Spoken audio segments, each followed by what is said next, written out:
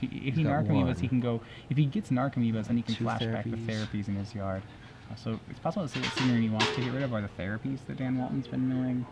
That'll make at least when Dan Walton then does finally hit what he needs to hit, it'll be less backbreaking. So we'll see Deathrite Shaman, exile Golgari Thug. Taking out the Dredge enablers. Right, so actually, I think what he's trying to do is there's only one Dredger left, it's Stinkweed Imp, and there's two. There's a Thug in Walton's yard and an Imp in Walton's hand, and those are the only Dredgers that Walton has left right now. He's got an Imp in his hand that he can discard to the Putrid Imp, Stinkweed and Putrid. Right. Notably, the Putrid Imp cannot block here. Yeah, and Dark Blast. Because of the threshold. So 2 Dredge cards to go. It's questionable whether or not Daniel can actually get rid of all the cards with Dredge in Walton's yard.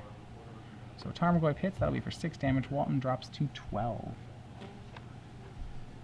Yeah, Putrid Imp now a 1/2, though it can't block. That's a 2/2.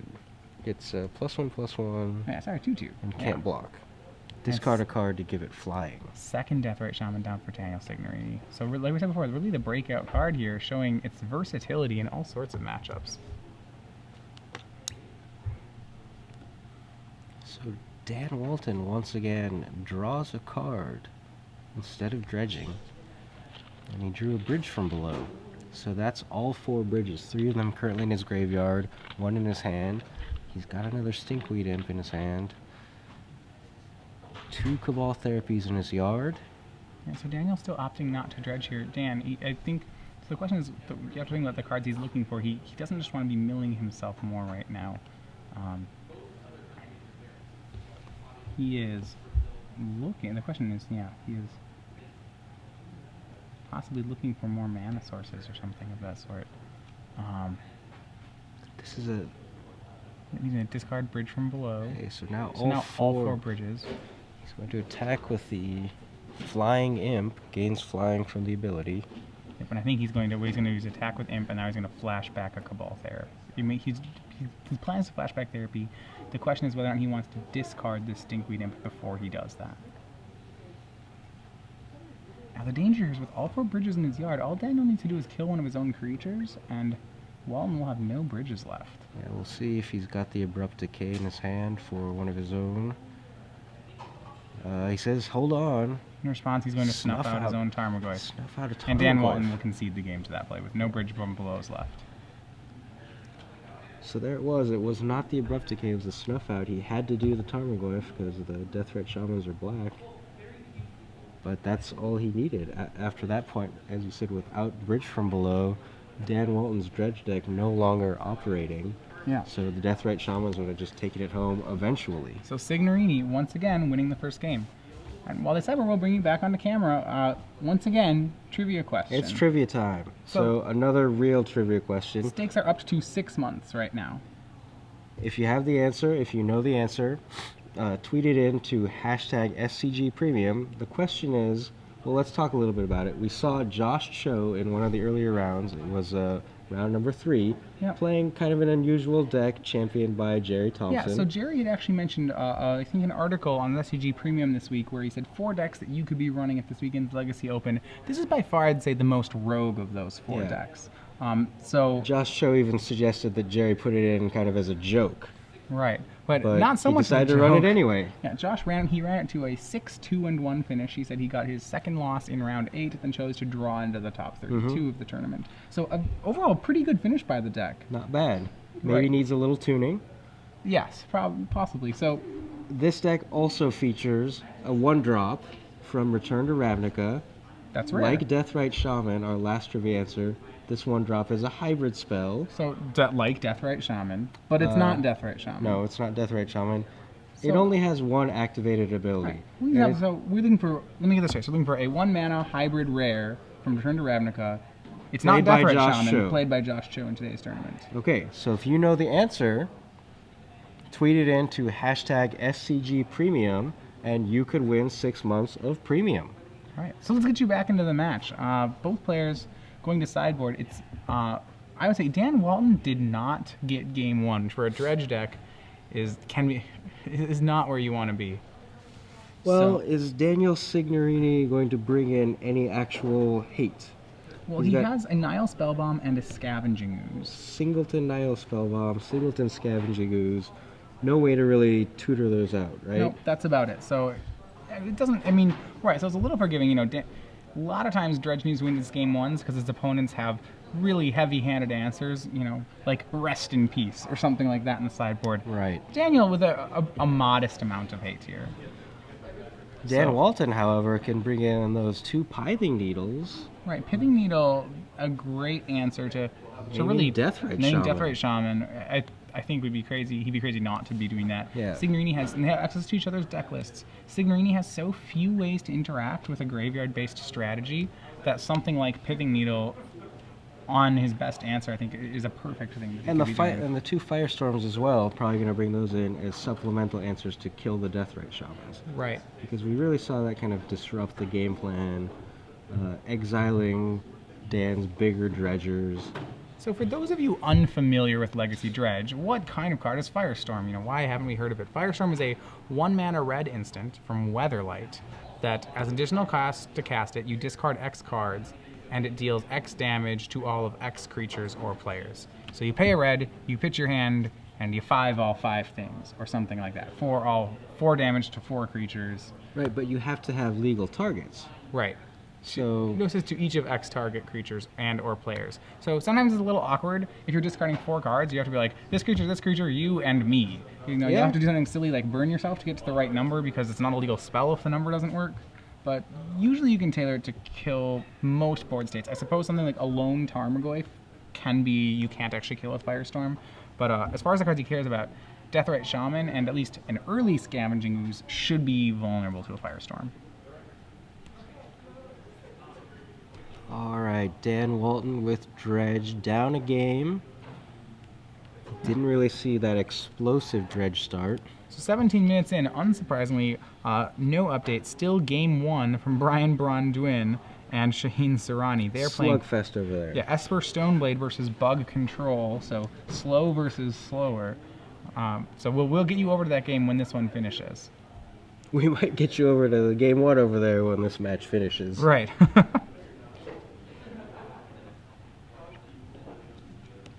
So, yeah, I imagine we will see then. Yeah, Firestorm. Actually, the one question is whether he might want to try to reanimate even some. Any of the Any of Dread the- Return package? Yeah, the Dread Return package. My guess is he's not going to go for a Dread Return package, though it's possible he would do it. Elesh Norn? Yeah, Elesh Norn. The thing, Elesh Norn is pretty good here. There aren't actually. Yeah, actually, there's 1 snuff out in the main for Daniel Signorini, a 2nd snuff out in the board. He's not going to bring. He's going to take the snuff out. Right. Unless he it's a little bit expects of a the game Elesh of Norn. chicken, I suppose, whether he but- brings it out. But even if he leaves them in, an Elesh Norn that resolves is Yeah. still going to take out creatures like Deathrite Shaman and Delver Yeah. Secrets. So he'll probably go to that. The Snuff Out may be left in because, as we saw last game, Daniel was actually able to get a lot of value out of Snuff Out, exiling all 4 bridges from Walton. By killing his own creature. But he had to kill a Tarmogoyf to do that. Right. Okay, so probably taking out him to Torok. Yeah. You don't need those. You're just Dredge playing already into wants. Dredge's Dredge already wants game to plan. do that. That's silly. Sometimes Daniel doesn't have a way to discard his own dredgers. You would certainly hate to have him discard a dredger. So, yeah, I think there are plenty of cards that can come out in this matchup for Signorini.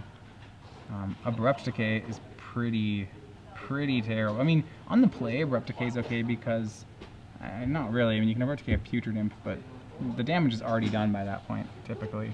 Yeah, are these counter spells any good? I mean, Signorini has a lot of dead cards in this matchup. Yeah, So but if he brings in Vendilion Clicks, that's a clock. Yeah, he'll bring in Spell Pierces because they're probably better than the other stuff that was going on. That sort of thing. Because I think it's for reasons like that I think Snuff Out probably doesn't get cut. When I look at Daniel's deck, I'd be like, well, I'm gonna keep it in the Snuff Out because it's probably better than the 4th Abrupt Decay.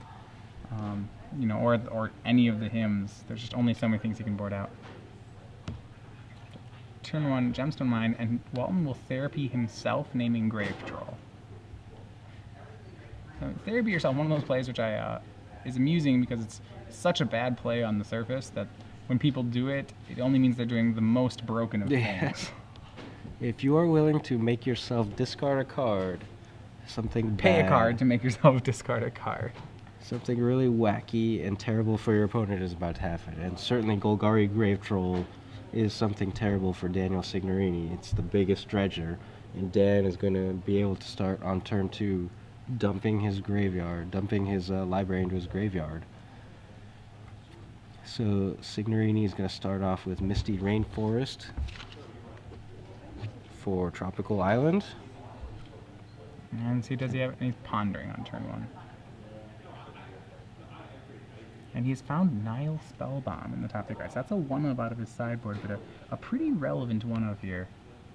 Very relevant. So Dan starts off the dredging.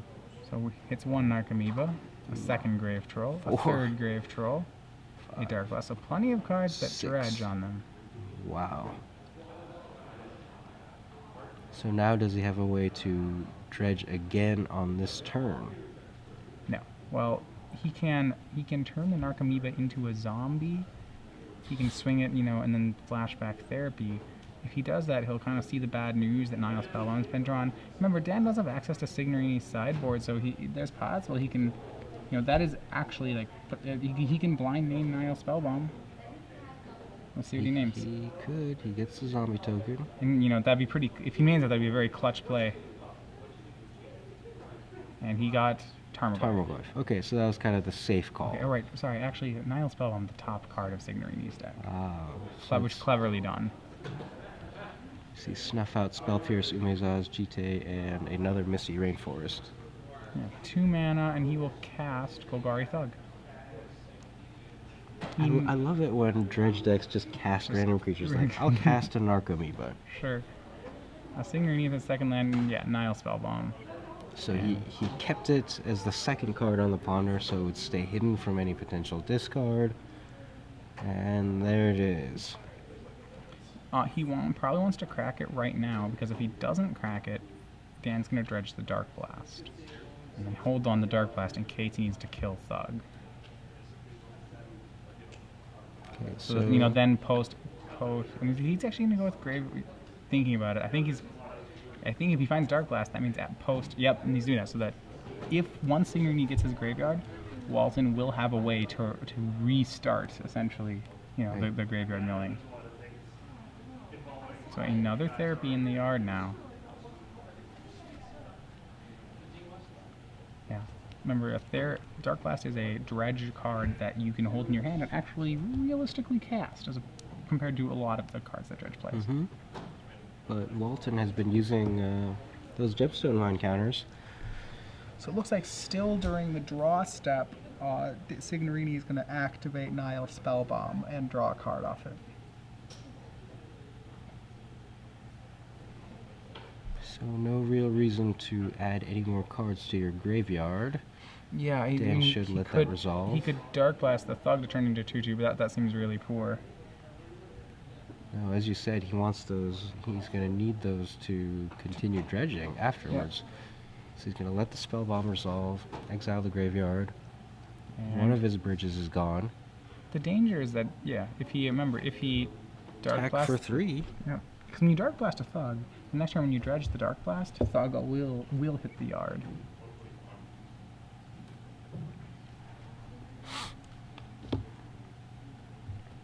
And Signorini has a Tarmogoyf, which looks to be a 4/5. Yeah, 4/5. So, an excellent blocker here, meaning that that whole, chip away really slowly strategy probably won't work here. Interestingly enough, Dan Walton did not Dark Blast the Thug, but he happened to just draw Putrid Imp. So pretty good right here. He's got the Golgari Grave Troll that he originally dredged the first time. I'm surprised he didn't Dark Blast there. Maybe it's a concern. There's a concern he has about limited mana. Both those Gemstone Mines are almost completely out of counters. Right, saving them for what really matters. Right. And Umezawa's Jite, no 3rd land, it looks by Signorini. Untap, and now the dredging will commence again. So this yeah, time starting with discard the Grave Troll. No, drawing. This is very interesting. very surprised there. That's gonna... Yeah, I don't particularly understand that play. What he can do with his land is he can use the Dark Blast in combination with the Golgari Thug to stop the GTA from getting GTA counters if Signorini opts to go that way. Yeah, sure. But I still don't see why... It still seems like the game plan is to put more cards in your graveyard at this point, especially a Dredger. Why not discard the Golgari Grave Troll Dredge? You still have the Dark Blast plan to fizzle the GTA counters.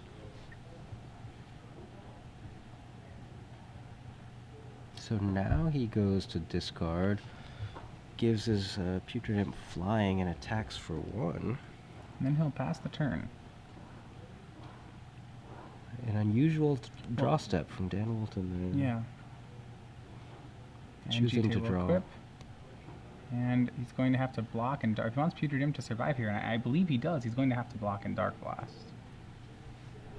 Putrid Imp lets him rebuy his dredge, and he's going to take it, it seems. So, not under... Maybe he originally didn't... I think possibly the reason he didn't initially dredge was he was hoping he could just fight the Tarmogoyf. He could successfully block Tarmogoyf with creatures. That's not a good plan. Tarmogoyf's really big. Yeah, even after a graveyard's been hit, Tarmogoyf's pretty big. So... And yeah, Signorini is going to immediately use a GTA counter to take down Putrid Imp.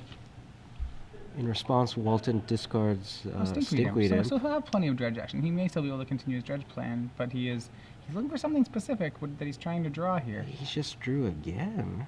Yep. Drawing a Narcomoeba, choosing not to dredge. Attacks for 3, takes Signorini down to 11. I'm really not sure what's going on here. What is he hoping to draw? It's possible he's looking for another land source. Like a more permanent land source.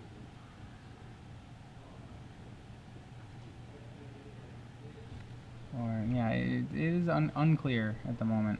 Tarmogoyf attacks again, taking Dan Walton down to 12 life, and now 3 GTA counters. Delver of Secrets will join the mix here.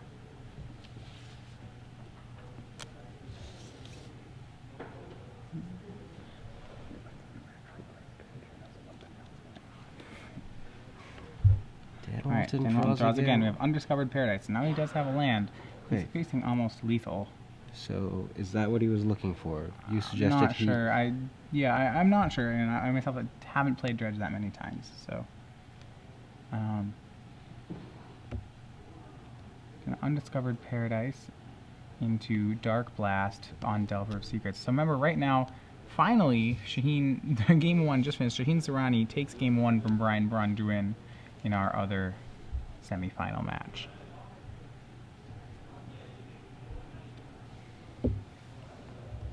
So we have Spell Pierce on Dark Blast. That will work, saving Delver of Secrets. Right, unless Dan Walton wants to blow both of his Gemstone Mine with their last counters on it. He's gonna think it over. Nope, he says I'll let you counter that.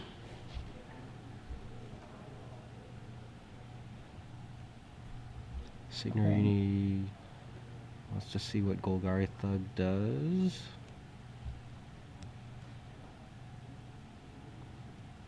Okay, so we have Daniel Signorini looking like representing what it looks to be a lethal swing here, or close. Yeah, so Daniel Walton's gonna have to go into chump block mode.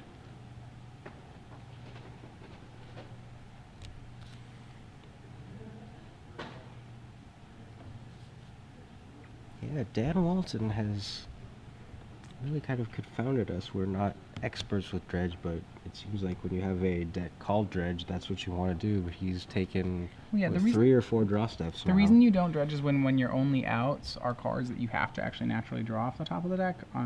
The question is what that card may actually be. And that's the part I'm not positive on.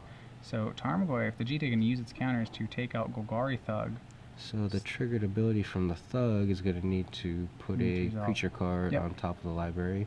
You'll have it be... Chooses Stinkweed Imp. Right, so I mean, I think at this point he will have to dredge. I mean, I'm sure he doesn't want to draw Stinkweed Imp. And the other 2 counters get rid of Zombie Token, and he will swing for 1 and however much Goyf is. Not really sure right now. So we'll It's check been on at life. 4 for a while. And Scavenging Ooze down for... Yep, so Dan's at 6. Going to have to dredge something eventually now. Kogari Grave Troll gets Stinkweed Imp, Discovered Paradise, LED, Gemstone Mine, and the Bridge. And the Coliseum, that's not enough. Daniel Signorini, 2-0, advances to the finals over Dan Walton. And one person suggested possibly he was looking for Pithing Needle. Yeah, for the Umezawa's GT. Yeah, but the thing is, he started doing that before the GT even had any counters on it. I mean, it's possible. Yeah, and the two players explaining it here. I'm talking it over. So, as soon as we can, just in Game 2, we'll get over to Brian Bronduin and Shaheen Sarani, which is our other semi-final. You see Shaheen on your left, Brian on the right. So we didn't quite make it to Game 1. Game 1. We made it to Game 2, the whole thing. We're here for the beginning of Game 2. And, you know, clearly if the length of game number 1 was any indicator, we are in for a long one here. Right. So, Brian Bronduin, the fouled in Game 1, he will be on the play for the second game. And this is where you wanted to be all along. The people said dredge, but you said, I want to see the best players playing decks they know really well. And that's certainly what we have here. Shaheen Sarani with Esper Stoneblade, a deck that he has been piloting in many Legacy Opens. Brian Braun